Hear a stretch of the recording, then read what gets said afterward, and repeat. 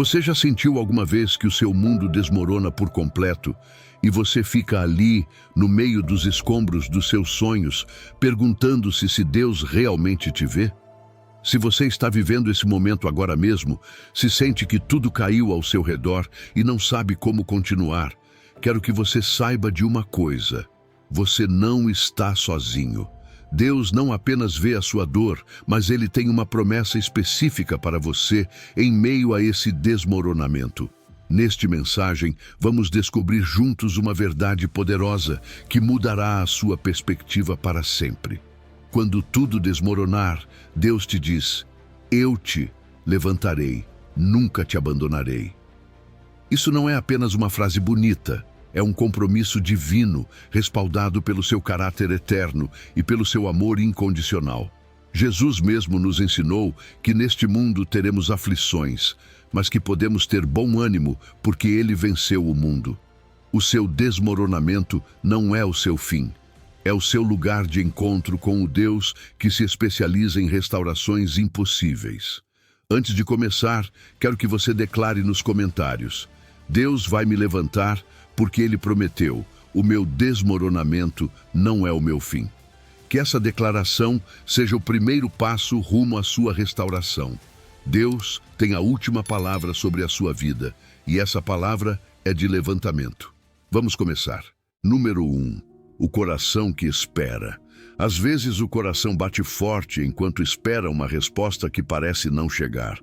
É como estar diante de um telefone que nunca toca ou olhando para o céu em busca de um sinal que não aparece. Essa espera se torna pesada e lá no fundo nasce a pergunta: será que Deus me esqueceu? Mas hoje quero te lembrar que o teu desejo, a tua oração e a tua lágrima não se perdem no silêncio. Deus ouve até mesmo o que você não diz, e a sua aparente demora não é indiferença, é sabedoria. O que você chama de atraso, Ele chama de preparação. E o que você interpreta como esquecimento, Ele transforma em cenário perfeito para te mostrar a sua fidelidade. É normal sentir cansaço na espera. É humano que o seu coração trema quando aquilo que você tanto deseja parece não chegar. Não significa que a sua fé seja fraca. Significa que você é real e que precisa descansar no abraço de Deus. Ana, aquela mulher que chorava com amargura no templo, compreendia bem essa dor. A Escritura diz em 1 de Samuel, capítulo 1, versículo 10, que, com a alma cheia de amargura, orou ao Senhor e chorou abundantemente, e fez um voto pedindo um filho. As suas lágrimas não foram ignoradas. Deus a ouviu e, no seu tempo, lhe entregou Samuel. A sua história nos lembra que a oração perseverante em meio à espera sempre é recompensada, ainda que não no instante em que gostaríamos. A chave está em discernir se os nossos desejos são santos ou se tornaram exigências egoístas. Porque quando o anseio nasce de um coração alinhado à vontade de Deus, Ele mesmo se encarrega de abrir a porta certa no momento oportuno. O Salmo 37:4 nos ensina: agrada-te do Senhor, e Ele satisfará os desejos do teu coração. Isso significa que o teu gozo em Deus ordena os teus desejos, os purifica e te prepara para receber sem que o presente se torne um ídolo. Não é que Deus ignore os teus sonhos, é que Ele os ajusta para que te conduzam à plenitude e não à ruína. Muitas vezes, a desesperação nasce não porque Deus não responda, mas porque nós medimos o tempo com o nosso relógio e não com o dele. Isaías, capítulo 55, versículos 8 e 9, nos lembra que os seus pensamentos são mais altos do que os nossos, e os seus caminhos mais elevados do que os nossos. O que hoje parece uma demora, na eternidade é precisão. Quando tudo desmorona e nada se encaixa, é ali que Deus está construindo o que você não vê. Abraão esperou 25 anos para ver Isaque, mas esse atraso foi a escola da sua fé. O que parecia tardança, na verdade era preparação para que a sua descendência se multiplicasse como as estrelas do céu. Se o teu coração bate esperando uma notícia importante, não pense que Deus ignora esse pulso. Ele sabe o que isso significa para você, mas também sabe o que é melhor para a sua vida. E às vezes o melhor não é que chegue já, mas que a sua fé aprenda a confiar na ausência de respostas. Porque confiar quando você vê é natural, mas confiar quando tudo se cala é sobrenatural. A fé madura não se mede pelo quanto você recebe, mas pelo quanto você continua crendo enquanto ainda não chega. 2 Coríntios, capítulo 5, versículo 7 nos diz: andamos por fé, não por vista. Essa é a escola da espera. Caminhar com Deus sem mapa, mas com confiança de que Ele guia os teus passos. O cansaço de esperar não te desqualifica, ao contrário, te humaniza. Deus não se escandaliza do teu esgotamento nem do teu choro. O próprio Jesus, em Getsêmani, suou gotas de sangue e orou dizendo: Pai, se possível, passa de mim este cálice. Todavia, não se faça a minha vontade, mas a tua. Segundo Lucas, capítulo 22, versículo 42. Ele compreendeu o que significa ter um desejo ardente e ter que rendê-lo à vontade do Pai. Nessa entrega nasceu a maior vitória, a nossa salvação. Assim também, quando você entrega o seu anseio com confiança, Deus o transforma em vida para você e em testemunho para outros. Hoje você pode fazer um exercício simples, quase como uma oração de exame interior. Reconheça diante de Deus esse desejo que tanto pesa. Examine o seu coração para ver se nele há ansiedade ou idolatria, e depois entregue conscientemente em suas mãos. Diga em voz alta: Senhor, este é o meu desejo, mas confio na tua vontade. Agradeça pelo que já tem, ainda que pareça pouco, e haja em obediência sem forçar os resultados. Descanse em que os seus tempos são perfeitos e o seu plano é bom. Faça isso uma e outra vez, até que o seu coração deixe de gritar, quero já, e comece a dizer, faça-se a tua vontade. Deus não se esqueceu de você. Ele conhece o que você deseja e sabe quando será o momento de entregá-lo ou de te mostrar algo melhor. E ainda que a espera doa, não será em vão. O que agora parece desmoronamento, nas mãos do Pai, é a base de uma nova construção. Assim como Ana foi levantada da dor e transformada em mãe de um profeta, você também será levantado no tempo de Deus. Porque a sua palavra é fiel. Quando tudo desmoronar, Ele vai te levantar e nunca, nunca vai te abandonar. Número 2. Os tempos perfeitos de Deus. Há momentos em que sentimos que o relógio de Deus avança devagar demais. Olhamos para a nossa vida, para os sonhos que guardamos no coração, para as promessas que recebemos em oração e nos invade a urgência de que tudo se cumpra já. O coração bate com ansiedade como um relógio desajustado que quer correr mais rápido que o compasso do céu. E nessa tensão é fácil se perguntar, por que Deus demora tanto? Será que Ele se esqueceu de mim? Mas hoje quero te dizer uma coisa, não é que Deus seja lento, é que a sua perspectiva abrange muito mais do que a nossa. Os seus tempos não são tardios, são perfeitos, porque neles está em jogo não apenas o teu desejo imediato, mas o teu bem eterno. A Bíblia nos lembra em Isaías capítulo 55, versículos 8 e 9. Os meus pensamentos não são os vossos pensamentos, nem os vossos caminhos, os meus caminhos. Porque assim como os céus são mais altos do que a terra, assim são os meus caminhos mais altos do que os vossos caminhos, e os meus pensamentos mais altos do que os vossos pensamentos. Isso significa que quando te parece que ele chega tarde, na verdade ele está trabalhando em uma dimensão que os teus olhos não conseguem ver. O que parece atraso é preparação. O que parece demora é precisão celestial. Deus não improvisa, Ele sempre chega no momento certo. Um exemplo claro disso é Abraão. Ele recebeu a promessa de um filho, mas teve que esperar 25 anos até ver o nascimento de Isaque. Gênesis capítulo 21, versículos 1 e 2 diz: Visitou o Senhor a Sara como havia dito, E fez o Senhor a Sara como havia falado. E Sara concebeu e deu a Abraão um filho na sua velhice, no tempo determinado que Deus lhe tinha dito. Veja bem essa frase. No tempo determinado que Deus lhe tinha dito. Não antes, não depois, mas no momento exato que o céu havia estabelecido. Abraão poderia ter desesperado e, de fato, em alguns momentos, tentou ajudar a Deus com seus próprios planos. Mas a verdadeira promessa se cumpriu quando o relógio divino marcou a hora. Esse é o desafio da nossa fé. Aprender a descansar quando sentimos que a resposta demora. O coração humano quer resultados imediatos. Queremos que as nossas orações sejam respondidas como mensagens instantâneas. Mas Deus não age sob pressão, Ele age com propósito. E se hoje você se encontra esperando, não é porque Deus te abandonou, mas porque está formando em você uma fé que não se dobra diante do tempo. O silêncio de Deus não é rejeição, é treinamento. A sua demora não é descuido, é preparação para algo maior do que você imagina. Aqui é onde entra a prática espiritual da entrega. O método que podemos aplicar é o que eu chamo de uma entrega esperançosa.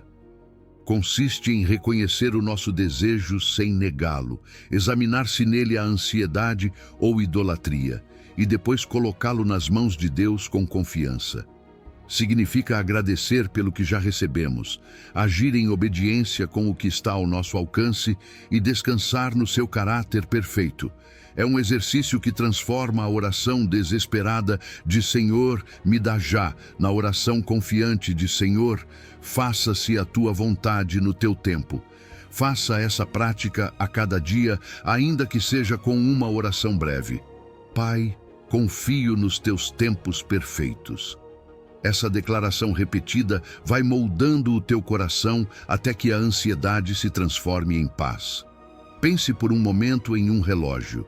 Os teus olhos o veem avançar devagar quando você espera algo importante, mas o relógio não para nem se adianta, simplesmente marca o ritmo que lhe corresponde. Assim também, o relógio de Deus não atrasa nem se adianta. O problema não é o seu tempo, é o nosso coração ansioso que quer correr mais rápido.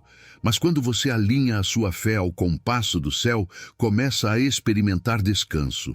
Já não vive perguntando quando, mas afirmando com certeza: quando Deus determinar, será perfeito. É possível que hoje você sinta que a sua vida está desmoronando porque o que esperava ainda não chegou. Mas ouça a voz de Deus. Quando tudo desmoronar, eu te levantarei.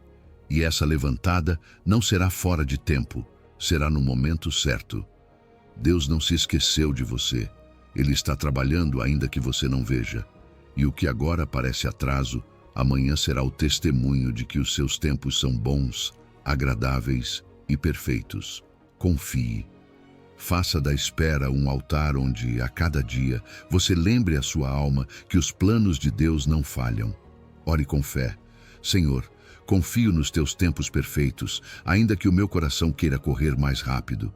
E lembre-se da promessa: Ele nunca te abandonará. Se Abraão foi sustentado até ver Isaque, você também será sustentado até ver cumprida a palavra de Deus na sua vida. Porque o relógio do céu sempre marca a hora exata, ainda que para nós pareça tarde. Número 3. A espera como escola divina. Há uma sala silenciosa onde Deus nos forma quando parece que nada acontece. A espera. Não é um corredor vazio nem um castigo. É uma escola divina onde o mestre trabalha sem alarde e com precisão. Ali, o coração aprende a respirar mais fundo, a olhar mais longe e a amar mais puro. O que você chama de tempo perdido, o Pai investe em te lapidar por dentro, porque o seu propósito não é apenas te dar o que pediu, mas te preparar para sustentar sem que isso te quebre. Como uma semente coberta pela terra, sem aplausos nem luzes, você cresce de forma invisível, mas real. E quando chegar a estação, o que germinou no secreto será evidente aos olhos de todos. Olhe para José. Antes de administrar abundância no Egito, teve que aprender a administração na escassez.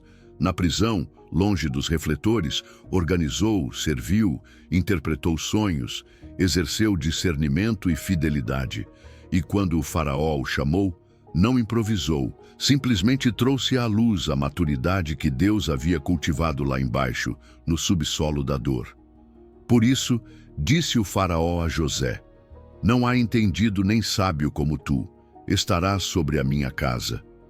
Segundo Gênesis 41, 39 ao 41. A promoção não o encontrou vazio, o encontrou pronto. Assim trabalha Deus. Usa a antessala para te dar o caráter que sustentará o palácio. Pense também em Moisés. 40 anos no deserto parecem uma vida inteira de espera, mas ali aprendeu o ritmo do silêncio, a geografia do terreno, a liderança paciente com ovelhas antes de pastorear um povo inteiro. E Davi, ungido rei ainda jovem, não tomou o trono por impulso. Escolheu honrar Saul, afinar o seu coração em cavernas, compor salmos em perseguição. Quando finalmente reinou, o fez com uma sensibilidade forjada na tensão. A unção foi um anúncio, a espera foi a escola. Isso é chave. Deus não nos lança em destinos para os quais não fomos formados. Ele nos prepara para que a bênção não fique grande demais para nós. A Escritura nos orienta. Espera no Senhor, anima-te, e Ele fortalecerá o teu coração. Espera, pois, no Senhor. Declara Salmo 27:14. Essa não é um convite à passividade, é um chamado a uma espera ativa. Esperar orando, obedecendo, aprendendo, servindo. Nesse processo, o Espírito Santo esculpe em nós a paciência, que é fruto, não mágica, cultivo, não impulso. Gálatas 5:22 lembra: amor, alegria, paz, paciência. Onde cresce a paciência se não em contextos onde gostaríamos de acelerar? A demora, nas mãos de Deus, é uma estufa de virtudes. Permita-me te acompanhar com um método simples, prático, pastoral. Testemunho, escritura, aplicação e oração. Testemunho. Pense na sua prisão atual, essa etapa estreita onde parece que tudo está parado. Pergunte-se que habilidades, que convicções, que humildade você está aprendendo ali. Escritura. Volte a Gênesis 41, 39 ao 41 e a Salmo 27:14. Sublinhe que a promoção chega no seu tempo e que a fortaleza se ativa enquanto esperamos. Aplicação. Faça essa prática semanal. Pegue uma folha e escreva: o que Deus está formando em mim enquanto espero. Revise o seu caráter. Estou mais paciente, mais obediente, mais íntegro, mais manso. Estou soltando o controle para abraçar a confiança. Oração. Ore a cada dia, ainda que brevemente. Pai, obrigado pela escola da espera. Não corro, não paro. Caminho no teu passo. Eu entrego e confio. Quero te validar. Sim, dói. Dói olhar sementes enterradas sem ver brotos. Dói ouvir portas fechadas enquanto outros parecem avançar. Mas ouça esta verdade: a graça não tira férias quando a vida entra em pausa. Deus não te abandona na antessala. Ele entra contigo, senta-se ao teu lado e te sussurra o que o barulho não te permite ouvir. A espera te ensina a viver não por resultado, mas por comunhão. Te forma para amar a Deus por quem Ele é, não apenas pelo que Ele dá. Ordena o teu coração para que, quando o presente chegar, não usurpe o lugar do doador. A paciência não é resignação, é poder sob controle, vontade submetida ao senhorio de Cristo. Implica continuar praticando a excelência, ainda que ninguém te veja. Continuar semeando ainda que a terra pareça dura. Continuar abençoando ainda que a colheita demore. Lembre-se, José aprendeu a interpretar sonhos alheios antes de ver cumprido o seu. Davi tocou para aliviar a casa de Saul antes de governar a sua própria casa. Moisés cuidou de ovelhas alheias antes de guiar o rebanho do Senhor. Assim também você, sirva onde está, brilhe onde te colocaram, cresça onde pareça impossível, porque o Mestre não desperdiça nenhuma lição. Se hoje você sente que tudo desmorona, deixe-me proclamar sobre você uma palavra de esperança. Você não é um fracasso em pausa, é um processo em andamento. O Pai, que começou a boa obra, a aperfeiçoará. Quando chegar a hora, a semente romperá a terra e você verá fruto que não se explica apenas por esforço, mas por fidelidade divina. Até lá, sustente esta oração nos seus lábios. Senhor, ensina-me o que eu não veria se tudo fosse rápido. Dá-me olhos para reconhecer a tua mão no pequeno e um coração dócil para aprender o que queres formar em mim. A escola da espera não termina na sala de aula. Ela te gradua para confiar mais fundo quando a espera se prolongar. E essa será a próxima lição. Como manter a fé acesa quando o calendário parece se estender? Porque sim, haverá dias longos, mas também a promessa firme. Quando tudo desmoronar, Ele vai te levantar e nunca vai te abandonar. Número 4. Fé que se fortalece na espera. Há temporadas em que a alma olha ao redor e não vê sinais, não ouve respostas, não percebe progresso. No entanto, é justamente aí que a fé verdadeira aprende a respirar. A fé que se fortalece na espera não nasce de ver resultados, mas de conhecer o caráter daquele em quem confiamos. Por isso, quando o calendário se alonga e a porta não se abre, não se trata de negar a realidade, mas de ancorar o coração a uma realidade mais alta. A fé é a certeza do que se espera, a convicção do que não se vê, declara Hebreus 11:1. A certeza não é um sentimento que aparece quando tudo se encaixa. É uma decisão cotidiana de firmar-se sobre a palavra, ainda que a paisagem não mude.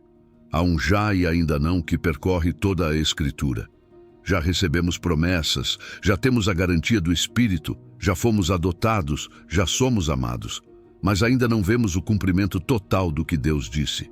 Vivemos nessa santa tensão, como navegadores em tormenta que soltam uma âncora invisível, mas firme, a fidelidade do Senhor. Por isso, o profeta pôde cantar quando o campo estava vazio. Ainda que a figueira não floresça, nem haja frutos nas vides.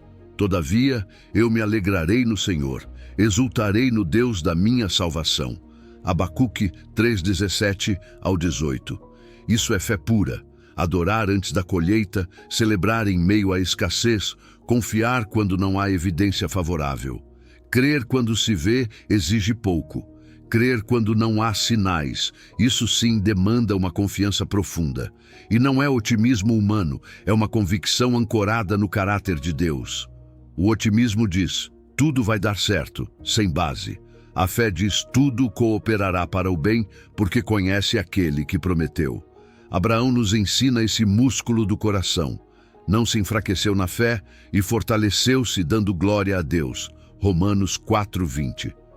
Antes de abraçar Isaque, abraçou a promessa. Antes de ver, louvou. Aí está o segredo para resistir. Dar glória hoje pelo que Deus fará amanhã. Bendizer o seu nome por quem Ele é, ainda que meus olhos não tenham ainda o quadro completo. Se hoje você sente que a sua fé se cansa, aproxime-se da palavra como quem toma oxigênio em uma sala de emergência. Declare sobre a sua própria vida verdades que não dependem do termômetro emocional. Diga com autoridade, ando por fé e não por vista. 2 Coríntios 5:7. O Senhor é o meu pastor, nada me faltará. Salmo 23:1. Aquele que começou em mim a boa obra, a aperfeiçoará até o dia de Jesus Cristo. Filipenses 1:6. Cada declaração não é um ritual vazio. É uma âncora que desce ao fundo do mar e se agarra à rocha. Quanto mais a maré bate, mais profunda fica a âncora da sua alma em Cristo. Quero te convidar a uma prática espiritual muito concreta para este tempo. A cada manhã, dê nome ao que você espera e faça uma declaração de fé específica. Não diga apenas confio, diga: Senhor, confio que restaurarás a minha família. Hoje declaro paz, perdão e reconciliação sobre os nossos. Ou, Pai, confio na tua provisão. Hoje escolho administrar com sabedoria, trabalhar com diligência e te honrar com gratidão. E ao encerrar o dia, reafirme: Ainda que eu não veja, tu estás agindo. Essa disciplina não manipula resultados, molda o seu coração para perseverar. A fé não apressa a Deus, mas te sustenta até que Ele decida se mover na sua hora perfeita. Não subestime o que acontece dentro de você enquanto espera. A fé está sendo afinada. O seu ouvido se torna mais sensível, suas motivações mais puras. A espera expõe se buscávamos o presente ou o doador. E quando o doador se torna suficiente, a tormenta perde o poder de te desorientar. Hoje, enquanto talvez tudo pareça desmoronar, ouça a voz do Pai. Eu te levantarei. Não porque você seja forte, mas porque Ele não falha. Não porque você tenha evidência visível, mas porque a sua palavra é a evidência que mais pesa. Resista com mansidão, adore com expectativa, declare com convicção. E quando chegar o amanhecer, o seu testemunho brilhará com uma só explicação. A âncora esteve firme, a fé persistiu, Deus não te abandonou. Número 5. Esperança que não decepciona. Há uma esperança que não se quebra com os ventos, nem afunda quando a maré aumenta. Não é um desejo positivo, nem um quem dera. É uma âncora viva que se agarra ao caráter daquele que não mente. Quando tudo ao seu redor parece desmoronar, essa esperança não te promete um caminho sem tormentas, te promete um farol aceso na noite mais escura. O mundo te oferece uma esperança condicionada por resultados, mas o Evangelho te dá uma esperança sustentada por uma pessoa. Por isso proclamo sobre a sua vida. A sua esperança não é ilusão quando está colocada em quem nunca mente. A sua esperança é firme, porque descansa no Deus que cumpre o que promete. A Escritura declara com autoridade: a esperança não nos decepciona, porque o amor de Deus foi derramado em nossos corações pelo Espírito Santo, segundo Romanos 5:5. Escute bem, não diz, às vezes não decepciona, diz, não decepciona. Por quê? Porque a sua base não é a estatística, é o amor de Deus derramado dentro de você. A esperança humana se esvazia quando mudam as notícias. A esperança bíblica se fortalece porque bebe de uma fonte que não se esgota. Se hoje os seus olhos veem ruínas, o seu coração pode ver fidelidade. Se as suas mãos sentem vazio, o seu espírito pode abraçar uma promessa que não caduca. Sei que há dias em que a espera dói. Provérbios 13:12 diz: a esperança adiada deixa o coração doente. Deus não desconhece essa pontada. Ele não exige que você sorria à força. Ele te convida a levar essa dor à oficina da sua presença para que Ele a cure com a verdade. A esperança do céu não nega o diagnóstico da alma, ela o transforma. Entre com sinceridade: Pai, dói esperar. E escute a sua resposta: Filho, filha, eu estou com você aqui mesmo. O remédio não é acelerar o calendário, é aprofundar a âncora. E essa âncora se chama Cristo fiel e verdadeiro, o mesmo ontem, hoje e para sempre. Pense em Simeão. Lucas 2:25-30 nos apresenta um ancião justo e piedoso que esperava a consolação de Israel. Ele não vivia em ansiedade, vivia em antecipação santa, anos inteiros sustentando uma promessa em silêncio, alimentando-a com adoração. E um dia tomou o Messias nos braços e disse: Agora, Senhor, despede o teu servo em paz, porque os meus olhos já viram a tua salvação. Isso é esperança que não decepciona. Perseverar quando outros desistem, cantar quando outros reclamam, olhar para o templo mais uma vez confiando que o Deus que falou continuará falando. A idade não apagou a sua expectativa, ela a purificou. A diferença é esta: a esperança humana diz, serei feliz quando a circunstância mudar. A esperança bíblica proclama, tenho alegria porque o meu Deus está comigo mesmo antes de tudo mudar. Uma é ansiedade maquiada de otimismo, a outra é confiança que respira no ritmo do Espírito. Uma se esgota quando a resposta demora, a outra cresce porque se alimenta da palavra. Quando o céu sussurra, nunca te abandonarei, a esperança deixa de ser uma emoção frágil e se torna convicção firme. E então você pode olhar para as suas ruínas e declarar: não terminarei neste vale, o meu Deus vai me levantar. Quero te pedir algo profético e prático ao mesmo tempo. Escreva uma lista de promessas bíblicas específicas para a sua situação. Se você está lutando pela sua família, anote: eu e a minha casa serviremos ao Senhor. Josué 24:15. Se você está em escassez, afirme: o Senhor é o meu pastor, nada me faltará. Salmo 23:1. Se luta com o medo, declare: não temas, porque eu estou contigo. Isaías 41:10. Coloque essa lista em um lugar onde você a veja todos os dias e leia-a em voz alta. Não se trata de fórmulas, trata-se de formar o seu interior com a verdade. Cada promessa é uma corda que te prende ao caráter de Deus quando a tormenta tenta te arrastar. Permita que esta boa notícia ressoe no seu espírito. A sua história não termina no desmoronamento. O Evangelho é a notícia de que o ressuscitado entra em nossas ruínas e levanta o que parecia irreparável. Por isso, mesmo com lágrimas, você pode dizer: vou me levantar em nome do Senhor. A esperança do céu não é evasão. Ela te impulsiona a agir com obediência enquanto espera o cumprimento. Ela te move a pedir perdão onde for necessário, a semear generosidade em meio à escassez, a perseverar em oração quando o silêncio parece longo. A esperança cura o coração adoecido pelos atrasos, porque o lembra para quem ele bate. E se hoje você se pergunta quanto tempo a noite vai durar, escute esta proclamação: o farol continua aceso. Cristo não deixou de brilhar sobre você. A esperança que Ele dá não te fará passar vergonha. Talvez as pessoas não entendam a sua confiança, mas você sabe em quem tem crido. Afirme comigo: Senhor, a minha esperança está em Ti. Não dependo do relatório, dependo da Tua fidelidade. Ainda que os meus olhos não vejam, o meu coração celebra a Tua verdade. Esta é a transição natural para um amor que não coloca condições. A esperança bíblica floresce porque se enraiza no amor eterno de Deus. E quando o amor é a raiz, a esperança se torna inquebrantável e abundante, mesmo quando todo o resto desmorona. Número 6. Amado mesmo na espera. Há silêncios em que a alma se pergunta se ainda é amada. Você espera uma resposta e o céu parece calar. Apresenta um pedido e a porta não se abre.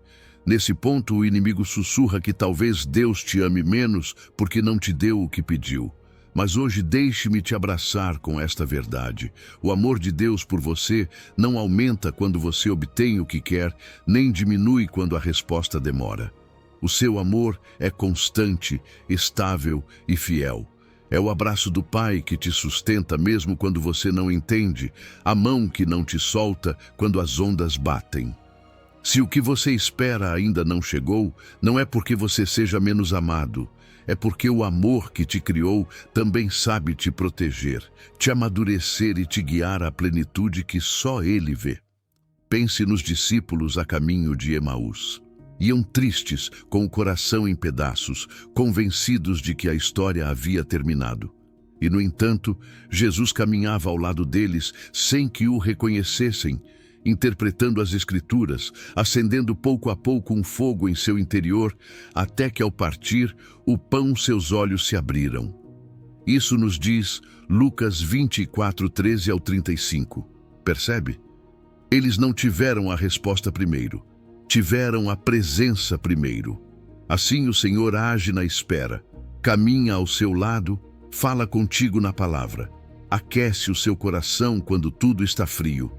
Talvez você ainda não reconheça o seu rosto, mas se o seu peito arde de esperança em meio à dor, é porque o ressuscitado já está te acompanhando.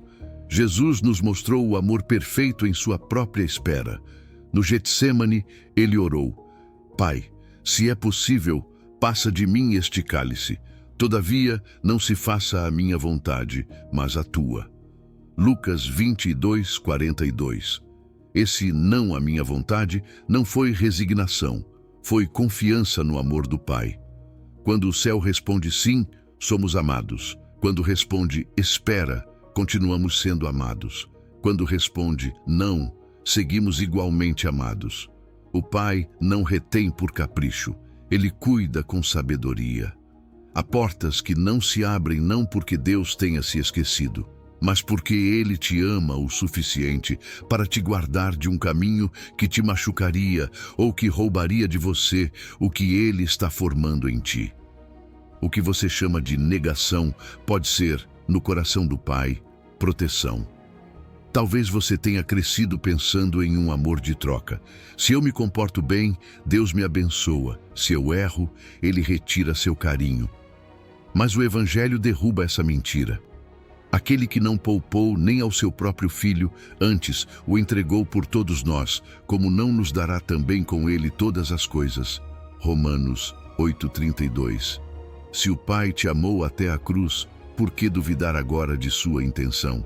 Sim, haverá disciplinas, podas e esperas, mas tudo nasce do mesmo amor que preferiu ferir a si mesmo antes que te perder. Quando você se lembra disso, a sua identidade se solta do resultado e se ancora na graça. Você não é o milagre que recebe, você é o amado em quem o Pai se compraz. Permita que esta imagem te envolva. Um abraço paternal que não precisa de palavras. Deus nem sempre explica cada decisão, mas nunca deixa de abraçar. Esse abraço te sustenta quando a sua oração parece não avançar. Te afirma quando você se compara com outros, te lembra que você não está em uma competição por atenções celestiais. O amor de Deus não é um prêmio por desempenho, é a fonte que te permite continuar crendo.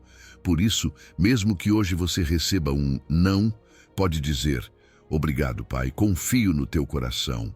Esse não pode estar preparando um sim mais seguro, mais santo, mais seu no tempo perfeito. Quero te convidar a reconhecer a presença nos pequenos sinais, como em Emaús. Talvez uma palavra bíblica se repita durante a semana. Talvez uma canção te encontre exatamente na hora certa. Talvez alguém ore por você sem conhecer o peso que você carrega. São migalhas de amor que o Senhor deixa no caminho para que você saiba que Ele está perto. Faça uma pausa e se pergunte: onde meu coração ardeu hoje? Em que momento senti um consolo que não pude explicar? Anote.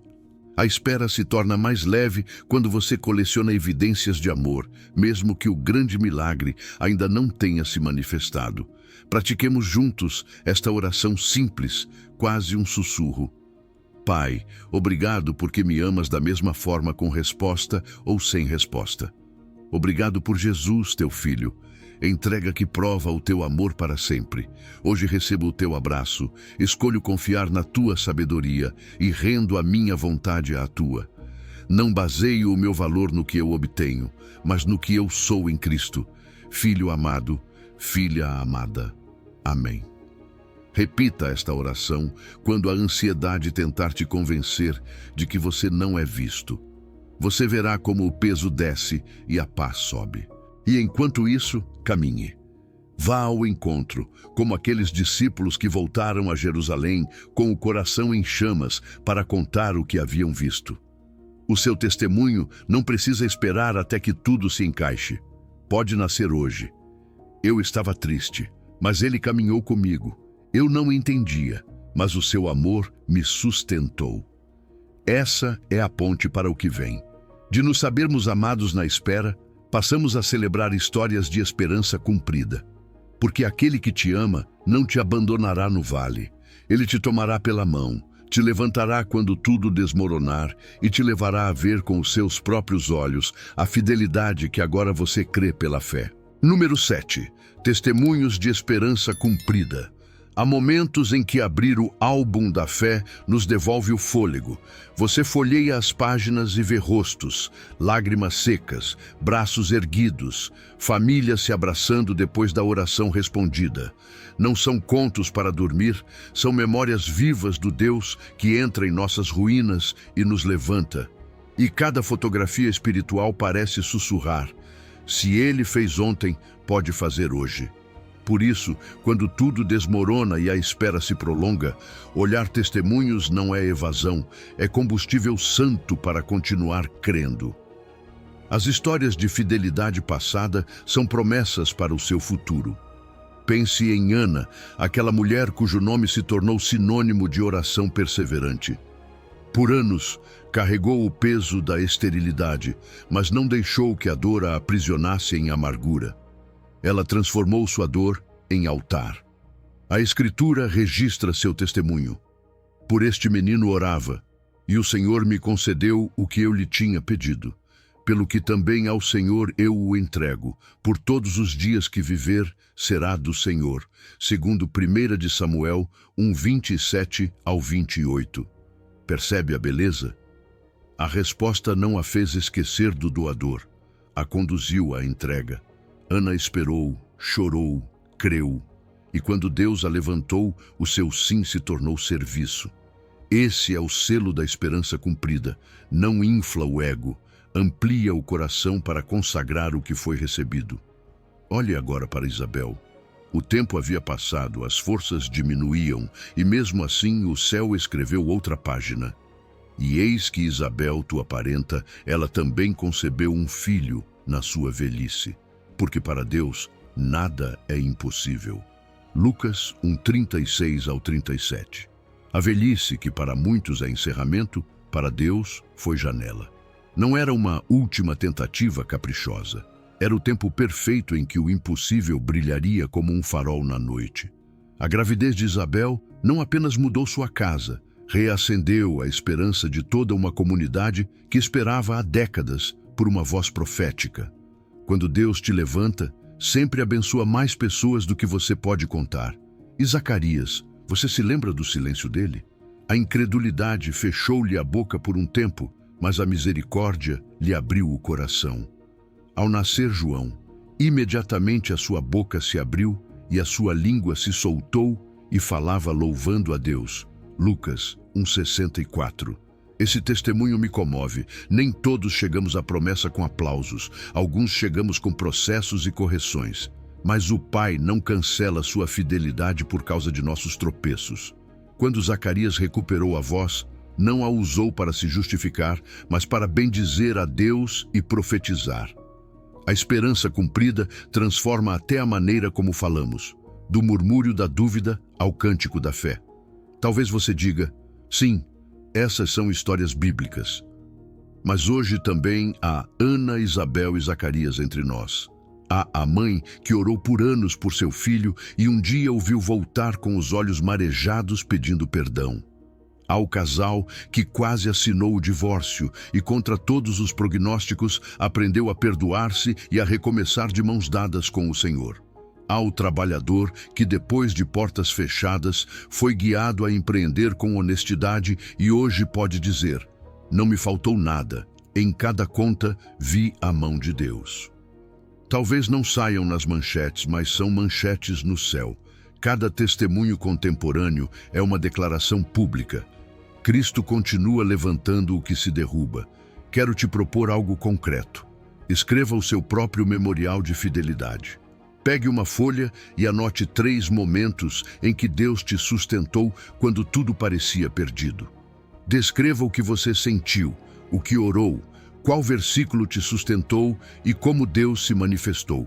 Coloque datas, nomes, detalhes. Ao lado, escreva uma promessa bíblica que se conecte com sua situação atual.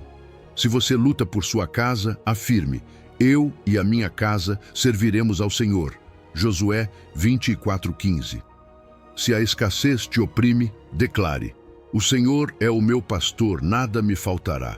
Salmo 23:1. Se o medo te visita, abrace. Não temas, porque eu sou contigo. Isaías 41:10. Esse caderno será o seu álbum da esperança, ao qual você voltará quando a tempestade quiser apagar a fé. Observe um padrão nesses relatos. A espera não foi desperdício, foi preparação. Ana aprendeu a entregar. Isabel aprendeu a crer apesar do calendário. Zacarias aprendeu a calar para depois bendizer.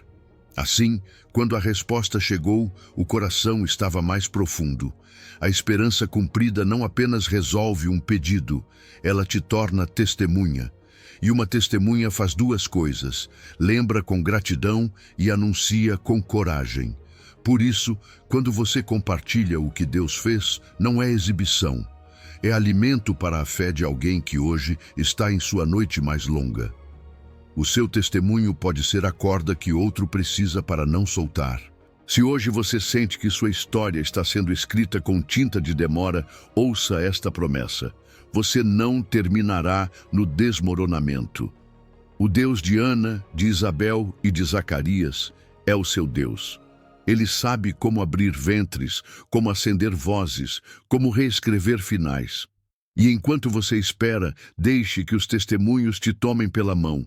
Repita comigo: Senhor, se fizeste com eles, também podes fazer comigo. Eu creio, eu espero, eu me sustento na tua fidelidade. Esta é a ponte que nos leva à próxima lição. Se as histórias nos levantam, agora enfrentemos honestamente a ansiedade que tenta nos derrubar por dentro. Porque Deus não apenas responde fora, também sara as tempestades internas, até que a sua paz seja o primeiro testemunho de que Ele jamais te abandonará. Número 8. Humildade versus ansiedade de controle. Há um gesto que liberta a alma: abrir as mãos e deixar a areia cair. A ansiedade de controle é tentar reter o incontrolável, apertar mais forte para não perder e, no fim, descobrir que quanto mais aperta, menos sustenta. O coração se fatiga, querendo coordenar resultados, tempos e pessoas, como se a vida fosse um tabuleiro onde tudo responde às nossas ordens. Mas hoje, o Pai te sussurra com ternura e autoridade: meus caminhos não são os teus caminhos, meus pensamentos não são os teus pensamentos. Isaías 55, 8-9. Não é repreensão, é misericórdia. Deixar que Deus seja Deus não te diminui, te coloca em segurança. A humildade não é fraqueza, é clareza, é reconhecer: eu não sou o centro, não vejo tudo, não posso com tudo. E ao confessar essa verdade, algo se endireita por dentro. A carga que não te correspondia começa a cair. Confia no Senhor de todo o teu coração e não te estribes no teu próprio entendimento. Reconhece-o em todos os teus caminhos, e Ele endireitará as tuas veredas. Provérbios 3, 5-6. Quando soltas o timão que nunca foi teu, não afundas. Descobres que as correntes da graça te levam melhor do que qualquer cálculo. Soltar o controle não é resignação, é sabedoria. É o sim da fé que se rende à soberania e descansa. Pensa em Maria. Ela não entendia a totalidade do anúncio, não tinha todas as respostas, mas tinha o Deus de todas as respostas. Cumpra-se em mim conforme a tua palavra. Lucas 1:38. Esse cumpra-se não foi passividade, foi uma colaboração humilde com o plano eterno. A ansiedade pergunta: e se der errado? E se eu me enganar? E se não chegar a tempo? A humildade responde: se Deus falou, me basta a sua palavra. Se Deus guia, me basta a sua presença. Se Deus fecha uma porta, está me protegendo. Maria não precisou compreender cada detalhe para obedecer. Precisou confiar no caráter daquele que a chamou. E essa é a rota que nos cura. Menos porquês, mais em tuas mãos. Deixa-me te acompanhar com perguntas pastorais que desmascaram o controle disfarçado de responsabilidade. O que estás tentando assegurar que só Deus pode sustentar? Que resultado te tira o sono porque secretamente crês que depende por completo de ti? A quem tentas mudar com pressão quando só o Espírito convence e transforma?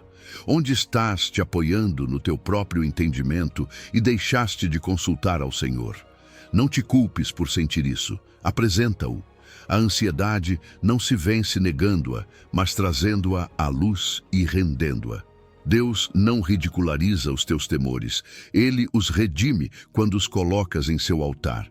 Há uma diferença santa entre responsabilidade e controle. A responsabilidade é obediência. Fazer o que Deus me pediu hoje com excelência e amor. O controle é usurpar, querer manejar o que só o Criador governa. A responsabilidade semeia na terra. O controle quer puxar os brotos para que cresçam mais rápido. A responsabilidade ora, trabalha, conversa com mansidão.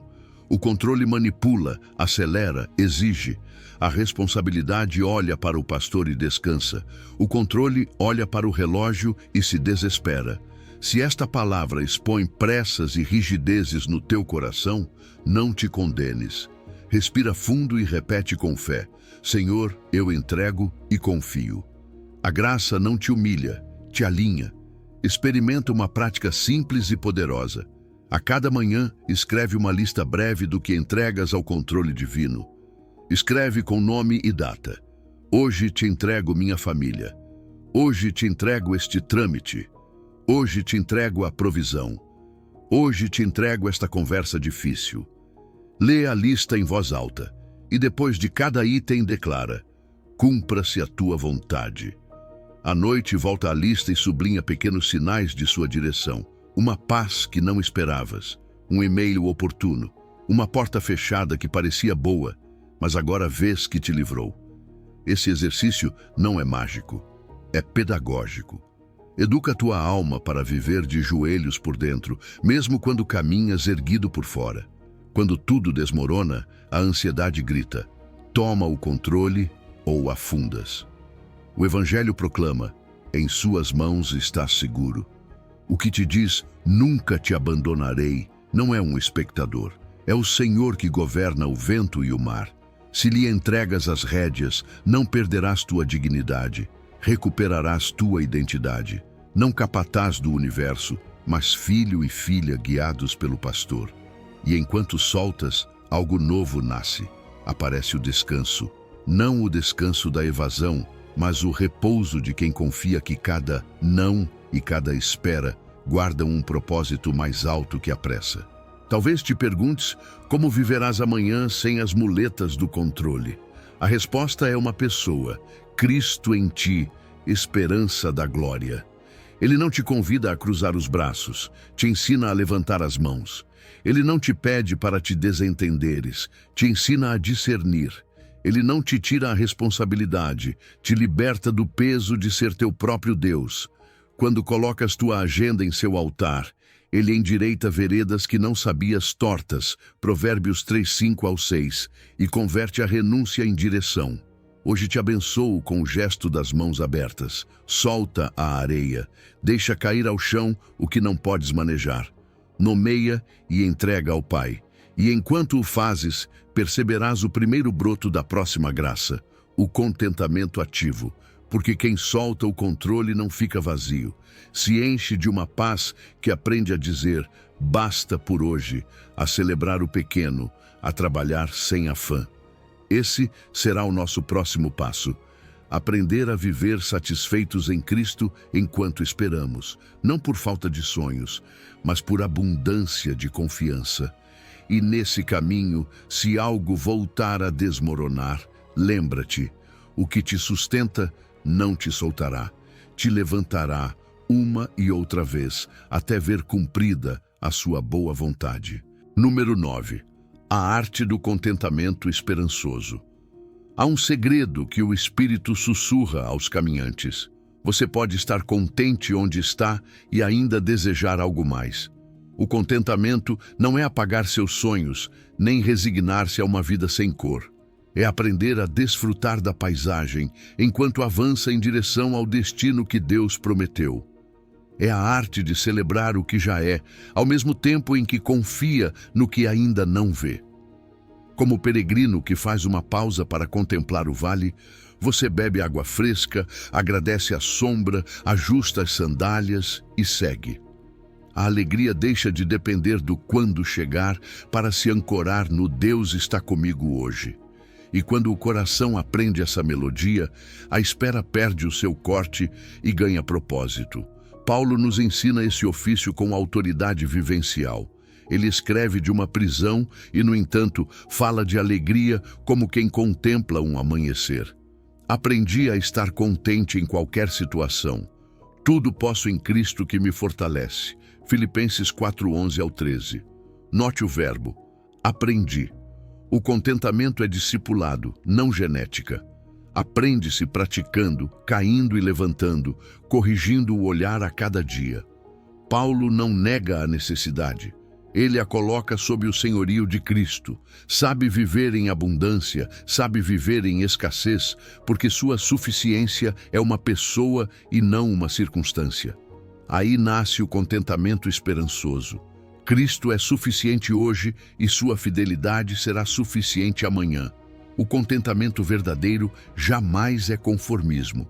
Conformismo é baixar os braços e dizer, vai ser assim mesmo. Contentamento é levantar as mãos e dizer, seja feita a tua vontade enquanto caminho em obediência. O conformismo apaga a mordomia, o contentamento a potencializa. Ele te levanta para trabalhar com excelência, amar com generosidade, orar com perseverança, sem a ansiedade de controlar resultados. A alma descansa não porque deixa de sonhar, mas porque confia o desfecho ao Deus que escreve histórias melhores que as nossas. Por isso, você pode sorrir no meio do processo, não porque tudo esteja bem, mas porque sabe que Ele está agindo. Como se treina um coração assim? Com passos pequenos, consistentes, santos, o 1% santo. Em vez de prometer mudanças gigantes que se esvaziam em uma semana, você estabelece micropráticas que, repetidas, reescrevem o seu interior. Comece com 3 gratidões específicas a cada manhã, antes de pedir. Nomeie-as com detalhe. Obrigado, Pai, pelo pão de hoje e pelo sabor que me lembra tua provisão. Obrigado pela conversa de ontem que me trouxe esperança. Obrigado por esta oportunidade de aprender paciência. Depois apresente seus pedidos a partir desse chão de gratidão. Você notará, a alma se eleva, a reclamação perde volume, a visão se esclarece. Quando a gratidão ocupa a cabeceira, a ansiedade não encontra cadeira. Adicione outra prática diária, o minuto do basta por hoje. Em algum momento da tarde, feche os olhos, respire e diga, Senhor, entrego o que não se resolveu e escolho desfrutar do presente. Às vezes, será o aroma do café, o raio de luz pela janela, a mensagem de um amigo, um versículo que se acende no peito. Esse minuto não foge da realidade, ele a reposiciona. Te lembra que a alegria não está no fim da lista de pendências. É uma decisão tomada no quilômetro em que você se encontra. E quando for dormir, pratique o exame breve.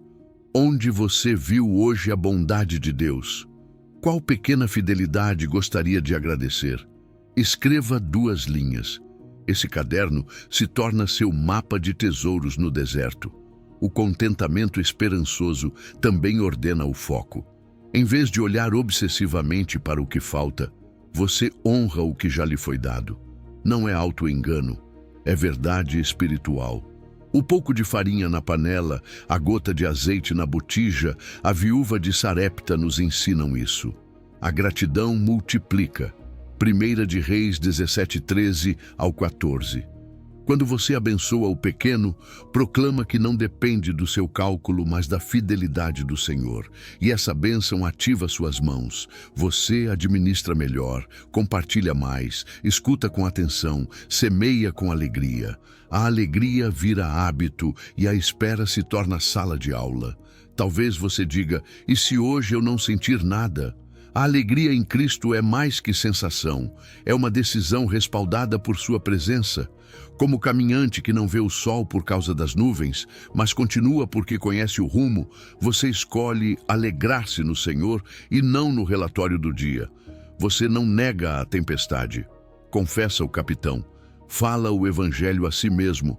Cristo em mim é suficiente para este trecho. Sua graça me basta, sua força se aperfeiçoa na minha fraqueza. E avança. Cada passo, por menor que seja, é vitória contra a ansiedade que quer roubar a paisagem. Quero te abençoar com uma oração prática para a semana. Pai, hoje escolho contentar-me em Cristo. Te dou graças por 3 dons concretos e confio em tua provisão para o que falta. Guarda meu coração da reclamação. Abre meus olhos para ver tua mão. Fortalece minhas mãos para servir. Tudo posso em Cristo que me fortalece. Amém. Repita, ajuste, encarne. Você verá como, mesmo que ao redor haja ruínas, dentro se levanta uma casa de paz. E dessa casa, o próximo passo se torna natural. Quando você aprende a estar contente no caminho, sua identidade deixa de depender do resultado. Isso veremos em seguida. Quem você é quando o sim não chega. Quem você continua sendo quando chega o não. E por que seu nome permanece seguro no coração daquele que prometeu nunca te abandonar. Número 10. Identidade firme sem conquistas. Quando tudo desmorona e você fica de mãos vazias, surge uma pergunta que corta fundo. Quem sou eu quando não tenho o que quero? O céu te responde com voz de pai. Você é filho, você é filha, antes de conquistar, quando não conquista e depois de conquistar. A sua identidade não se negocia no mercado de resultados. Está escrita com sangue em um certificado de adoção que não pode ser revogado. De modo que, se alguém está em Cristo, nova criatura é. As coisas velhas já passaram, eis que tudo se fez novo. 2 aos Coríntios 5,17. Percebe? Não diz se alcança a meta, diz se está em Cristo. A meta é Cristo, e a partir dele você caminha, trabalha, sonha, mas já não para ser alguém, e sim porque já pertence a alguém. Nossos dias nos empurram a confundir valor com desempenho. Se você é promovido, brilha. Se é postergado, se apaga. Se chega a resposta, você se sente visto. Se o silêncio se alonga, você se sente esquecido. Mas o Evangelho reenquadra a sua história. Você não trabalha por identidade, trabalha a partir da identidade. Você não ora para se qualificar, ora porque foi amado primeiro. Você não serve para comprar aprovação, serve porque tem o selo do Espírito no coração. Você é amado porque existe em Cristo, não porque conquista. Quando essa verdade desce da cabeça para o peito, cai o jugo do perfeccionismo, se afrouxa o nó do medo e aparece uma liberdade nova. Você pode tentar sem se prender ao resultado, pode falhar sem se autodestruir, pode acertar sem se endeusar. Olhe para José. Antes de vestir roupa de governador, vestiu a túnica de escravo e o uniforme de preso. Sem posição, manteve integridade. Sem vitrine, cultivou excelência. Sem aplausos, sustentou obediência. O Senhor estava com José e ele foi varão próspero. Achou graça em seus olhos e o servia. Gênesis 39, 2-4. A presença de Deus não dependeu do seu cargo. O seu caráter também não. José sabia quem o acompanhava e, por isso, soube quem era. A etiqueta do lugar não redefine o seu nome. Você pode estar em uma temporada de portas fechadas e seguir sendo portador de favor. Pode estar no corredor de espera e continuar sendo novo em Cristo. Talvez o seu coração tenha repetido esta mentira. Valho quando produzo, pertenço quando me encaixo, mereço quando desempenho. Hoje essa voz perde autoridade. Em Cristo, o seu valor é intrínseco, não negociável. Você não é a soma das suas vitórias, nem a média dos seus fracassos. Você é o amado em quem o Pai se compraz por causa do Filho. E quando você vive assim, paradoxalmente, trabalha melhor. Porque já não busca identidade no trabalho, leva a identidade ao trabalho. Você se apresenta com mãos limpas e firmeza de coração, não para se provar, mas para adorar com o seu ofício. A sua excelência deixa de ser um grito de carência e se torna uma oferta voluntária. Nesta hora, o Espírito quer curar comparações que roubam alegria. Você não é menos porque outro avançou antes, nem mais porque chegou primeiro. O reino não é uma fila com números, é uma mesa com lugares preparados.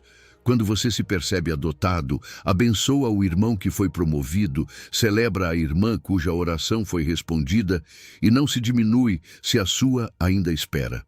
A sua identidade em Cristo te protege da inveja e do orgulho, do desânimo e da soberba. Ela te reveste com aquele caráter manso que permite reconhecer dons alheios sem se desvalorizar e admitir os próprios limites sem se condenar. Quero te convidar a praticar um reenquadramento redentor a cada manhã. Coloque a mão no coração e declare: sou amado independentemente dos meus resultados. Cristo é a minha justiça, a minha suficiência e o meu descanso. Hoje trabalharei com excelência, servirei com alegria e esperarei sem ansiedade, porque não estou buscando ser alguém, já pertenço. Depois, escreva 2 ações simples que expressem essa identidade. Ligar para quem você deve honrar, terminar aquela tarefa com capricho, pedir perdão onde errou, guardar pureza onde ninguém te vê. Não são troféus para mostrar, são frutos de quem vive adotado. Se hoje você carrega um fracasso, não o esconda, apresente-o à luz do Filho. Na cruz, Jesus carregou a sua vergonha para devolver dignidade. O seu erro não cancela o seu nome, a sua queda não reduz o amor que te alcança. Levante-se com a certeza de que você é mais do que um episódio. Se hoje te seduz uma conquista, celebre com gratidão e solte, que ela não se torne o seu espelho. Agradeça, divida o mérito, lembre-se de que dele, por ele e para ele são todas as coisas. Identidade firme é liberdade para desfrutar e liberdade para perder, sem que nada desloque o dono do trono. E se tudo ao seu redor range, lembre-se do título que cobre este momento. Deus te diz hoje, quando tudo desmoronar, eu te levantarei, nunca te abandonarei. Ele te levantará como filho, não como empregado do céu. Te levantará pela graça, não pelo currículo. Descanse nesse certificado de adoção eterno e avance. Essa certeza prepara o seu próximo passo, a perseverança a longo prazo. Porque quando você sabe quem é, pode continuar caminhando quando outros se sentam.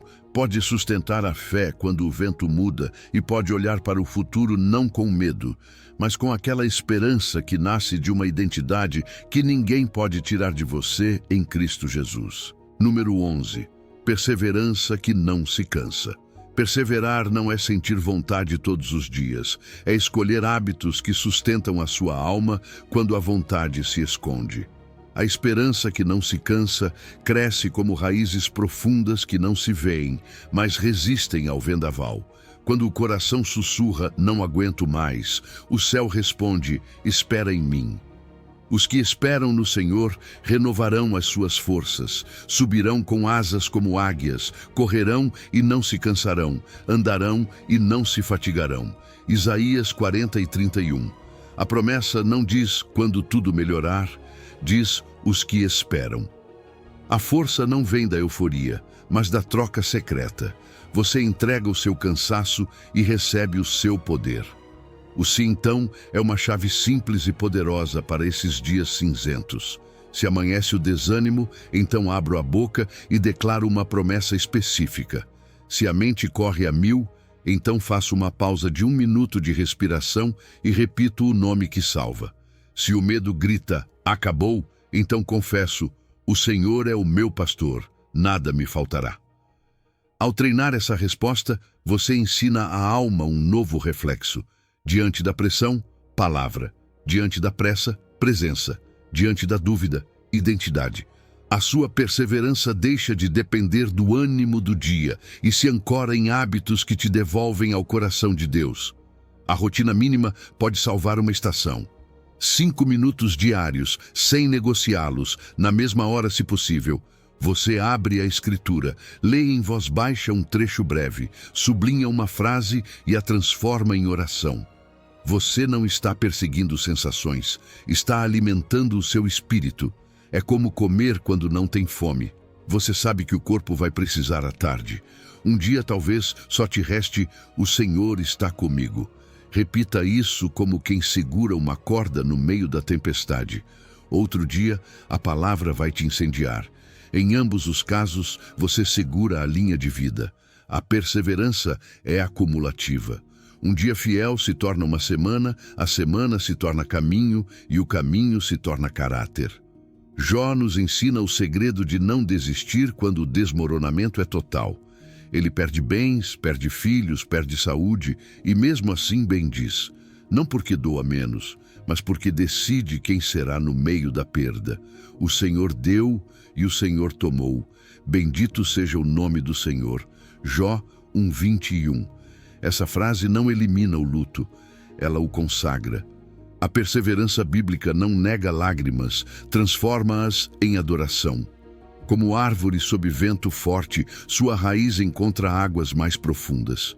E dessa profundidade brota algo que o inimigo não pode imitar. Uma fidelidade que canta mesmo com a garganta ferida. Leve a sério a renovação diária, não a motivação inicial. O início é faísca, a renovação é combustível. Hoje, você não depende do que sentiu no primeiro dia de fé, mas da graça fresca que Deus serve a cada manhã. Diga à sua alma: se hoje sinto peso, então me aproximo do trono da graça. Se hoje tenho vontade de fugir, então fico mais um minuto aos pés do Mestre. Se hoje quero desistir, então envio uma mensagem pedindo oração e volto a abrir a Bíblia onde parei. Assim se forjam hábitos âncora, pequenas obediências repetidas que detêm o naufrágio e te devolvem ao rumo. Também ajuda a fazer um pacto com o seu eu futuro. Escreva para si mesmo uma carta breve para os momentos de crise. Quando você ler isto e quiser soltar tudo, lembre-se de que Deus já esteve aqui com você. Respire, levante-se, lave o rosto, faça a sua oração de 5 minutos. Envie essa mensagem. Dê um passo pequeno de obediência. Coloque-a no lugar onde você costuma se render, a mesinha de cabeceira, a escrivaninha, a bolsa. Perseverar é falar com o amanhã a partir da fé de hoje. E quando você cair, porque às vezes cairá, decida. Mais importante do que nunca cair é levantar-se 1000 vezes. A graça que te levantou ontem continua disponível agora. Quero te guiar em uma prática de 5 minutos para começar. Respire e diga: Pai, renova minhas forças. Leia em voz alta Isaías 40:31 e transforme cada verbo em oração. Senhor, enquanto espero em Ti, levanta-me, faz-me correr sem me cansar, andar sem me fatigar. Mencione a sua batalha pelo nome. Declare sobre ela um versículo que você possa lembrar. Termine dizendo: hoje escolho um passo de obediência. Depois faça-o. Ao cair da tarde, agradeça por um detalhe de fidelidade que você notou. Esse pequeno circuito diário é como regar a raiz. Não se nota no começo, mas sustenta a copa quando chega a tempestade. Perseverar não é uma heroicidade de ferro. É dependência cotidiana do Deus que não se cansa nem se fatiga. Ele conhece o seu pó, pesa as suas lágrimas, guarda o seu clamor. Quando você dobra a sua agenda para abrir espaço para Ele, Ele endireita o seu caminho. Quando você se recusa a negociar o seu altar interno, Ele renova o seu vigor. E enquanto você continua, a promessa que moldou esta série se cumpre mais uma vez. Quando tudo desmoronar, Ele te levantará, nunca te abandonará. Com esse fôlego no peito, o próximo passo se torna natural. A perseverança amadurece em gratidão. É para lá que iremos agora, descobrir como a gratidão não apenas adorna o caminho, mas muda a atmosfera e multiplica o pouco em nossas mãos. Número 12. Gratidão que transforma a perspectiva. Quando tudo parece em ruínas, a gratidão não é uma maquiagem espiritual nem um otimismo ingênuo. É a forma como a alma abre uma janela para que entre o ar do céu. Começamos com adoração, porque adorar reorganiza o coração. Antes de dizer dói, dizemos tu és fiel, tu és santo, tu és Pai. Como a luz da vela que brilha mais quando a noite é fechada, a gratidão revela o Deus que não foi a lugar algum. Jó entendeu isso em seu vale. Nu saí do ventre de minha mãe, e nu voltarei. O Senhor deu e o Senhor tirou. Bendito seja o nome do Senhor. Jó 1:21. Não foi negação do sofrimento. Foi reconhecimento de uma presença maior que a perda. Depois confessamos. A gratidão honesta admite a sombra. Senhor, confesso que me custa te agradecer quando estou cansado, quando a resposta não chega, quando o que amei saiu das minhas mãos. Confessar desmascara a ansiedade que me empurra a controlar. Digo a verdade diante daquele que é a verdade, e nesse dizer aparece um primeiro presente pelo qual agradecer.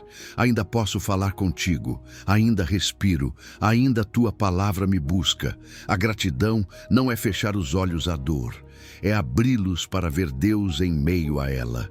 Então pedimos com um coração já amolecido pela adoração e purificado pela confissão. O pedido se torna humilde e por isso mesmo poderoso. Pai, dá-me olhos para ver o que foi preservado, não apenas o que foi perdido. Dá-me ouvido para o teu sussurro de madrugada. Dá-me memória para tuas obras passadas. Paulo e Silas, com os pés no tronco, escolheram cantar à meia-noite, Atos 16:25. Não cantaram porque a porta já estava aberta. Cantaram e a porta se abriu. Muitas vezes, o terremoto não chega fora, mas dentro. A prisão do desânimo estremece quando agradeces de forma concreta. Agora intercedemos. A gratidão madura se recusa a ser solitária. Senhor, te dou graças por meu irmão que sofre, e a partir da gratidão, peço que teu consolo o alcance. Te dou graças por minha igreja e te peço unidade. Te dou graças pelo médico, pela professora, pelo vizinho e peço que tua paz os envolva. Interceder transforma a gratidão em rio que corre além do meu terreno. Um coração agradecido encontra forças para levantar outros, ainda que suas mãos tremam. Assim, a promessa que hoje nos cobre toma forma. Quando tudo se derrubar, Ele me levantará, e enquanto me levanta, me faz instrumento de levantamento para mais alguém. Praticar gratidão na escassez muda a direção do olhar. Em vez de contemplar apenas o vazio do que não tenho, abençoo o pão que ficou na mesa. Dou graças a Deus pelo abraço que não se quebrou, pela fé que não se apagou, pelo teto que ainda abriga, pela oportunidade de recomeçar. Agradecer pelo pequeno amplia a alma, como a viúva que compartilhou seu punhado de farinha e viu multiplicação. Primeiro agradeceu pelo pouco, primeiro abriu a mão, primeiro reconheceu que o Deus que provê estava ali. 1 de Reis 17:13-14. Gratidão não é mágica, é confiança no caráter do provedor quando a despensa parece vazia. Faz da gratidão um ritmo simples. 3 graças específicas a cada manhã antes de pedir. Escreva-as. Obrigado, Senhor, por este novo fôlego. Obrigado pela palavra que me fala hoje. Obrigado pelo nome da pessoa a quem posso abençoar. À noite, acrescente outras 3 sobre o que viu durante o dia. Não busque o espetacular. Celebre o preservado. Uma conversa, uma canção, uma mensagem, um passo de obediência. Esse exercício reeduca a atenção, e a atenção reeducada muda a atmosfera do coração. Onde o inimigo semeou lamento crônico, o espírito cultiva louvor perseverante. Quando te faltarem palavras, volte à oração de Jó e ao cântico da meia-noite. Diga em voz alta: bendito seja teu nome aqui e agora. E repita com a confiança de quem se agarra ao Pai: obrigado porque estás comigo, mesmo quando não entendo. Obrigado porque não me abandonarás. Obrigado porque desta ruína tirarás bem. A gratidão não cancela o clamor, a gratidão o encaminha. Você pode chorar e agradecer ao mesmo tempo, pode tremer e adorar, pode não ver a saída e dizer: tu és minha saída. Nesse ato, a fé respira e as correntes internas começam a se afrouxar. Permita que a gratidão te ensine a ver com olhos de abundância. abundância de graça, de misericórdias novas, de oportunidades de amar.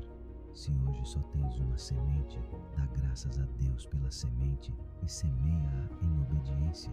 Se hoje só tens forças para um passo, dá graças por esse passo e dá-o. Se hoje só podes sussurrar seu nome, dá graças pelo nome que salva e sussurra-o. A gratidão empurra a porta do ainda não e te deixa viver fielmente o já.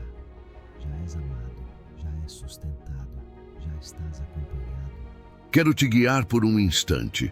Respira fundo e diz: Santo, tu continuas sendo bom. Confessa teu cansaço.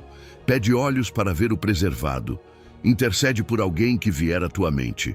Depois escreve tuas 3 graças. Repete amanhã. E quando te sentires tentado a parar, lembra: dar graças na dor não é negação, é encontrar Deus ali presente. A partir desta mesa de gratidão, o próximo passo é natural. Abrimos a casa do coração para caminhar juntos, porque a gratidão se potencializa em comunidade. É para lá que vamos agora descobrir como a esperança compartilhada torna o jugo mais leve e o caminho mais luminoso. Número 13.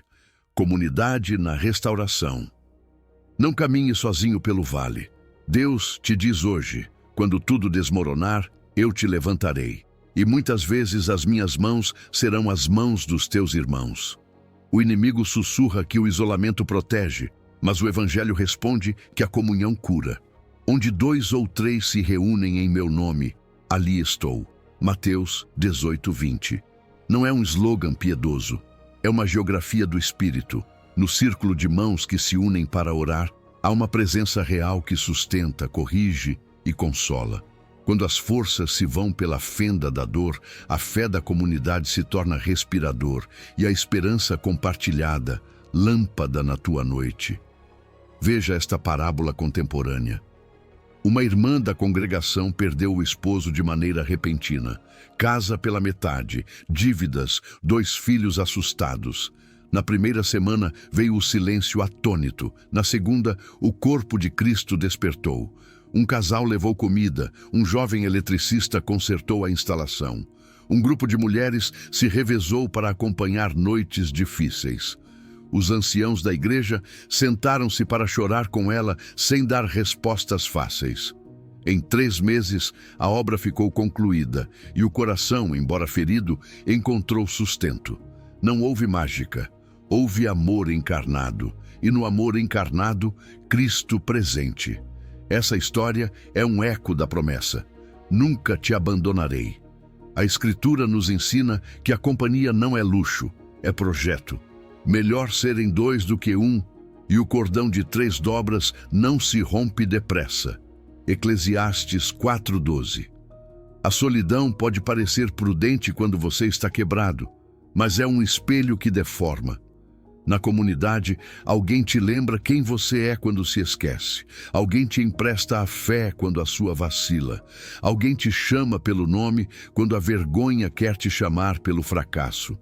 Você não foi criado para carregar sozinho o peso do desmoronamento. A própria cruz foi levada entre mãos humanas. Simão de Cirene ajudou a carregá-la, e o corpo hoje continua ajudando a carregar cruzes. A história de Ruth confirma esse mistério. Em meio à perda, decidiu abraçar Noemi com um voto que ressoou no céu. O teu povo será o meu povo e o teu Deus será o meu Deus. Ruth 1:16. Esse eu te acompanho abriu uma linhagem, preparou a chegada do Redentor e mostrou que, nos vales, a lealdade é profética. Às vezes, a restauração não começa com um milagre visível, mas com uma fidelidade simples. Permanecer ao lado, caminhar no passo do sofredor, sustentar-lhe o olhar. Deus usa o seu povo como instrumentos de restauração, porque o seu amor se aprende em vínculos concretos. Jesus confirmou essa lógica do reino ao multiplicar o pão por meio de mãos que repartem.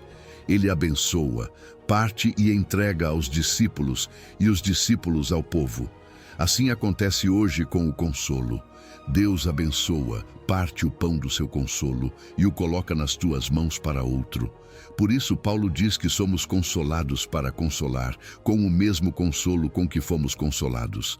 A tua lágrima ungida pode se tornar remédio para a lágrima alheia. Quando você compartilha a sua história, habilita no outro a possibilidade de crer. Se Deus fez com ela, fará comigo. A restauração floresce no terreno da reciprocidade. Permita que a comunidade também te corrija com ternura. Às vezes o isolamento é uma forma de orgulho. Ninguém entenderá, ninguém pode me ajudar. Mas a humildade abre a porta e diz: você caminha comigo? Como Ruth, você aprenderá a receber espigas que outros colhem contigo. Como Noemi, descobrirá que o Deus que parecia amargo está agindo através de nomes e rostos. E se hoje é você quem se encontra forte, ore para ser resposta à oração de alguém.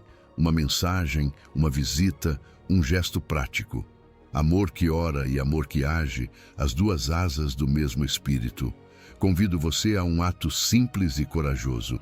Pense agora em uma pessoa de confiança e diga o nome. Escreva, ligue ou envie uma mensagem breve. Preciso orar com alguém. Podemos conversar? Se é você quem oferece o ombro, escreva: estou aqui. Você não precisa me explicar nada, só vou caminhar contigo. Esse pequeno passo enfraquece o isolamento e fortalece o corpo. Depois, busque um espaço comunitário concreto, um grupo pequeno, um ministério de intercessão, uma equipe de serviço. O cordão se tece com fios diários, não com discursos dominicais. Gostaria que orássemos juntos, como rebanho diante do pastor. Pai, obrigado pela tua igreja, obrigado pelas mãos que hoje me sustentam e pelas mãos que me chamas a estender. Arranca de mim a autossuficiência que isola e dá-me coração de aliança, que a tua presença, prometida onde 2 ou 3, seja meu refúgio. Uma meus passos a passos, irmãos, e faz de nós sinal vivo da tua fidelidade. Amém. Enquanto essa oração se torna hábito, você experimentará que a restauração é menos pesada quando o peso é repartido e que o consolo percorre a comunidade como fogo bom. Dessa mesa compartilhada, avançamos com esperança. A comunhão nos retira da beira do abismo e nos lembra que somos parte de uma história maior. E essa história não termina nos limites desta terra. Ela nos conduz a uma perspectiva eterna, onde toda lágrima será enxugada e cada desmoronamento será memória redimida. Abracemos hoje a restauração em comunidade e elevemos o olhar. O que vem tem brilho de eternidade. Número 14. Perspectiva eterna em meio ao tempo. Quando o imediato ruge e parece absoluto, o Espírito te toma pela mão e te sussurra: levanta o olhar. Deus te diz hoje: quando tudo desmoronar, eu te levantarei, porque a tua história não está presa neste minuto doloroso. A fé ajusta o foco. O que agora parece final, desde a perspectiva eterna, é uma passagem, uma ponte, uma antessala. Porque a nossa leve e momentânea tribulação produz para nós um peso eterno de glória muito excelente. 2 aos Coríntios 4:17. Não nega o peso da cruz. Revela que, na balança do céu, a dor de agora não é o veredito de sempre.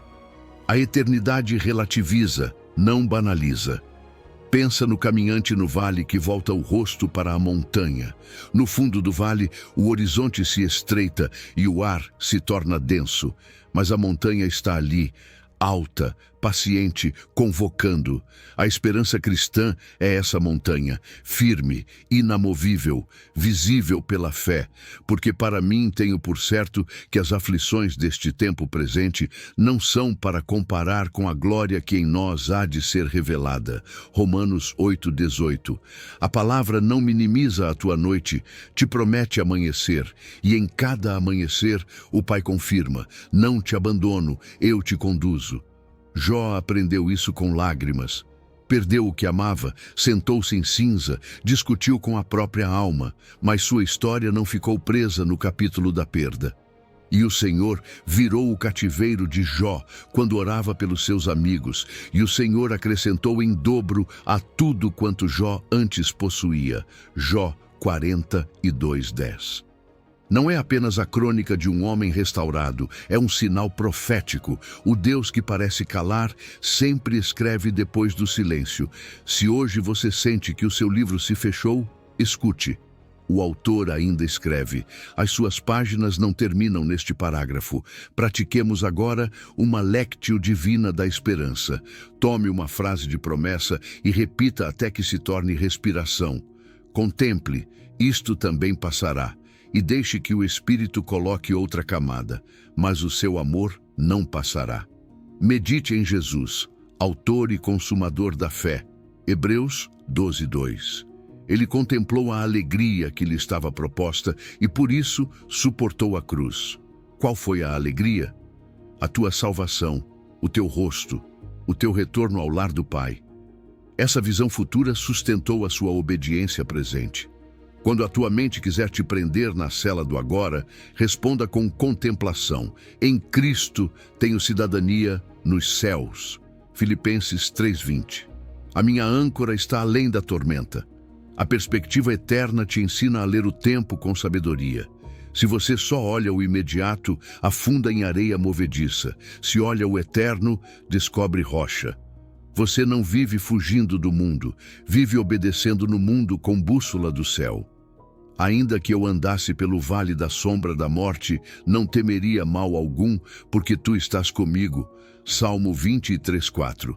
A companhia do pastor é o teu agora, a sua casa, o teu sempre. Por isso você pode trabalhar, chorar, rir e esperar sem se perder em nenhum extremo. A eternidade não te tira do presente, te coloca nele com paz.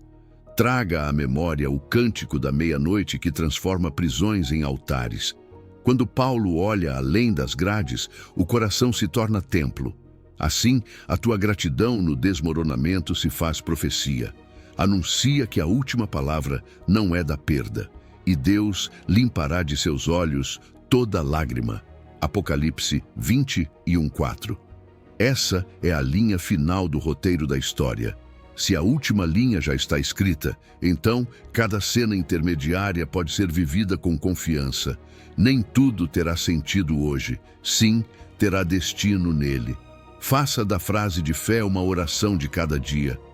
Pai, eu creio que isto também passará, mas o teu amor permanece. Alarga a minha visão. Dá-me olhos para a montanha enquanto atravesso o vale. Escreva essa oração e deixe-a à vista. Repita em voz baixa quando o medo apertar o peito. Acrescente um gesto. Olhe para o céu por 1 minuto e respire fundo, como quem recebe manhã no peito. Esse minuto não muda a circunstância, mas muda o lugar de onde você a vive. E se hoje alguém te perguntar como você segue de pé, responda com ternura. Não é que o vento tenha deixado de soprar, é que a minha âncora está na eternidade. Quando tudo desmorona, Deus me levanta lembrando que sou peregrino e que o lar não se reduz a um endereço na terra. As lágrimas semeadas são sementes de um cântico que ainda não ouço por completo. Os que semeiam em lágrimas cegarão com alegria. Salmo 126:5. Ainda não, mas já em esperança. Assim se ordena o coração. Olhando o eterno sem descuidar do cotidiano, obedecendo hoje o que ilumina o sempre. A tua história não termina neste capítulo doloroso. Na virada da página, o autor escreve levantamento. E enquanto você espera essa cena, a sua presença te sustenta.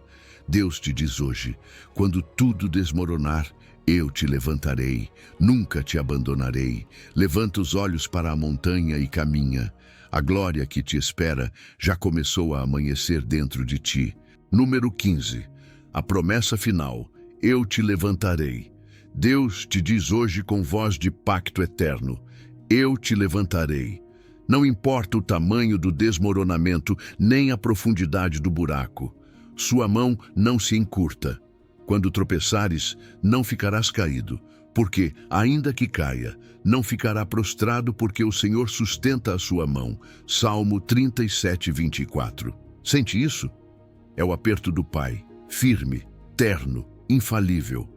Não é um desejo espiritual, é compromisso divino. Ele não apenas promete te consolar, promete te levantar. Sua palavra é ponte sobre as tuas ruínas. O rei que promete é especialista em ressurreições. Onde você vê fim, ele vê começo. Diante de uma tumba selada, Jesus gritou um nome e a morte devolveu o que não podia reter. Lázaro se pôs de pé não pela sua força, mas pela voz que convoca a vida. João 11. Assim fala hoje sobre você o Senhor. Saia do luto, saia do medo, saia da culpa. O que o inimigo tentou enterrar, minha palavra desperta. Não temas o odor do quarto dia. Minha glória chega sem pressa, mas chega a tempo. Eu te levantarei. Escute o anúncio profético que corta a névoa do seu vale. Eis que faço coisa nova. Agora brotará. Porventura não a sabereis? Isaías 43, 19. Não é maquiagem sobre paredes rachadas. É um começo que não depende de climas favoráveis. Água no deserto, caminho na solidão, flores se abrindo em terra ressecada. A restauração de Deus não se conforma em te devolver ao zero. Te leva a um lugar mais profundo de intimidade, caráter e propósito. O desmoronamento se torna sala de aula, e a sala de aula se torna altar. Seja honesto. Você se sente cansado e a voz da rendição te sussurra que é melhor fazer pacto com as ruínas. Mas o Evangelho toma o seu rosto e te sussurra a verdade. O seu levantar não depende da sua capacidade, mas do seu poder. A sua história não é o relatório das suas tentativas, mas o registro da sua fidelidade. Hoje o céu proclama sobre o seu espírito: resista um pouco mais, porque os que esperam no Senhor renovarão as suas forças, subirão com asas como águias. Isaías 40, 40 e 1:31. A perseverança é o eco da sua promessa, não a façanha do seu ânimo. Veja a cena com os olhos do coração. Uma mão poderosa desce até o pó. Essa mão tem marcas de cravos. Aquele que caiu com a sua cruz e se levantou com a sua vitória é quem hoje te ergue. Ele não te levanta para que continue sozinho. Te levanta para caminhar contigo. A restauração em Cristo é companhia antes que resultado. Ele te diz: não te abandonarei no processo, nem te soltarei no final. Meu levantar não é momentâneo, é um estilo de vida na minha presença. Eis que estou convosco todos os dias. Mateus 28, 20. Todos, também este. Há um ainda que se torna chave. Ainda que o diagnóstico seja duro, ainda que falte o trabalho, ainda que a oração pareça não ter eco, o Senhor sustenta a tua mão. O ainda que abre caminho para o mas de Deus. Mas eu te levantarei. Declaro isso sobre a tua saúde. Te levantarei em ânimo, em esperança, em passos firmes. Declaro isso sobre a tua família. Te levantarei em perdão, em diálogo, em redenção de feridas antigas. Declaro isso sobre o teu chamado. Te levantarei em visão, em obediência, em portas que ninguém poderá fechar. O seu eu não treme, é rocha eterna. Aceite hoje a prática que sela esta palavra no seu interior. Coloque a mão sobre o coração e declare em voz calma, 3 vezes ao dia: Deus vai me levantar porque Ele prometeu. Faça isso ao despertar, ao meio-dia e antes de dormir. Acrescente uma promessa específica que abrace a sua situação. Eis que faço coisa nova. Isaías 43, 19. Ainda que caia, não ficará prostrado. Salmo 37, 24. Isso não é magia de frases. É semear verdade em terra cansada para colher convicção quando o vento soprar forte. E se um dia você não conseguir dizer com força, sussurre. A fidelidade de Deus não mede volume. Permita que o Espírito reinterprete os teus escombros. Onde há pedras soltas, ele vê pedras vivas para um altar. Onde há pó, ele traça linhas de caminho. Onde há lágrimas, ele rega sementes. Nada do que você viveu se desperdiça nas mãos do oleiro. Ele não apenas reconstrói a casa, fortalece os alicerces. E quando você voltar a olhar para o que parecia o fim, dirá: foi ali que o Senhor me levantou. O seu testemunho se tornará farol para outros caminhantes, a sua voz, remédio para corações à beira. Hoje, encerro proclamando sobre a sua vida a palavra final do céu: restauração. Em nome de Jesus, toda sentença de derrota é revogada e se impõe a sentença de graça. Eu te levantarei. O Abba que não mente, o Filho que venceu a morte e o Espírito que vivifica, selam em você um amanhecer. Respire fundo, repita comigo: não caminharei com o olhar no pó, porque a mão do Senhor está sobre mim. E enquanto avança, sinta-o perto, nunca te abandonará. O seu capítulo não termina em ruína, termina em ressurreição. Amém.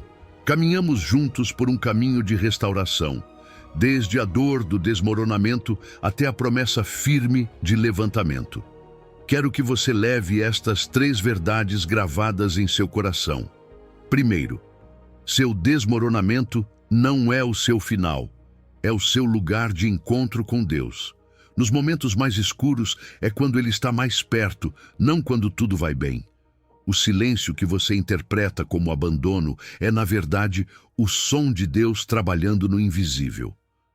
Segundo, a promessa "eu te levantarei" não é uma sugestão humana, é um compromisso divino. Não depende da sua força, da sua fé ou da sua capacidade de recuperação. Depende unicamente do caráter inquebrantável daquele que não pode mentir. Terceiro, cada dia você pode escolher se levantar em fé enquanto Deus opera a sua restauração completa. O levantar é tanto um processo diário quanto uma promessa eterna. Você escolhe crer, Ele realiza o milagre. Lembre-se, nos seus desmoronamentos mais profundos, você encontrará os fundamentos mais sólidos para a sua nova vida. O que o inimigo planejou para te destruir, Deus usará para te firmar sobre a rocha eterna do seu amor. Se esta mensagem tocou o seu coração, compartilhe com alguém que precise ouvir estas palavras. Todos nós conhecemos alguém que está em seu momento de desmoronamento. Seja o instrumento que Deus use para lembrá-lo de que nunca está abandonado. Deus te abençoe, te levante e te estabeleça. Sua história de restauração apenas começa.